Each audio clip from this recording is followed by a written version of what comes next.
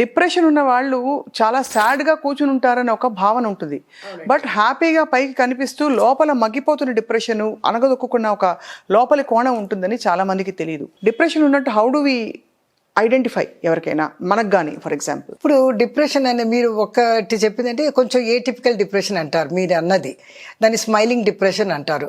కొంతమంది లోపల దుఃఖం ఉన్నా కూడాను సమాజంలో బయట పడకూడదని, తమ విషయాలు బయటకు తెలియకూడదనే ఉద్దేశంతో ఏంటంటే వాళ్ళు ఫాల్స్ ఫెకేట్ పెట్టుకొని ఆనందంగా మాట్లాడుతున్నట్టుంటారు.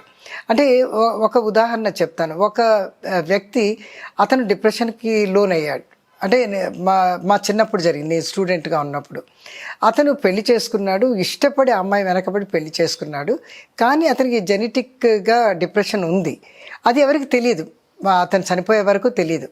అతను ఏంటంటే చక్కగా అతను భార్యతో ఏదో గొడవ పడి వెళ్ళిపోయి తర్వాత వాళ్ళ కజిన్, వాళ్ళ ఫ్రెండ్స్ అందరితో చాలా ఆనందంగా గడిపి ఆ రోజు మొత్తం కూడాను వెళ్ళి తను ఎక్కడో చదువుతున్న చోట తన పుస్తకాలన్నీ ప్యాక్ చేసి ఒక సూసైడ్ నోట్ చేసి హ్యాంగ్ చేసుకున్నాడు. అంటే అసలు ఎవరు గుర్తుపట్టలేదు, ఎందుకంటే వాళ్ళ ఫ్రెండ్స్ అంతా చాలా ఆనందంగా వీడు చాలా బాగా గడిపాడు అనేసి.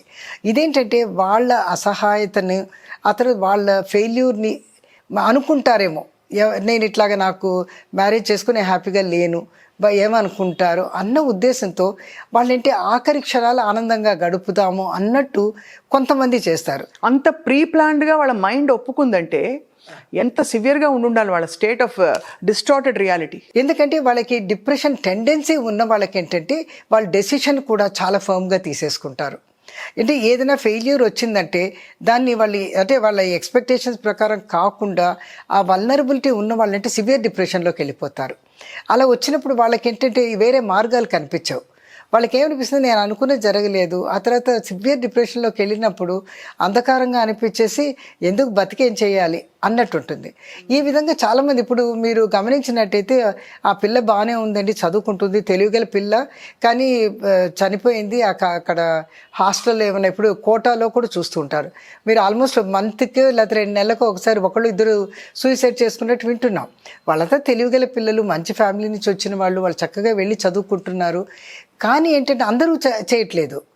సో వీళ్ళు ఏంటంటే వాళ్ళకి వల్నరబిలిటీ ఉందని, జెనెటిక్గా వాళ్ళకి వల్నరబిలిటీ ఉంది, ఆ స్ట్రెస్ని తీసుకోలేకపోతున్నారు.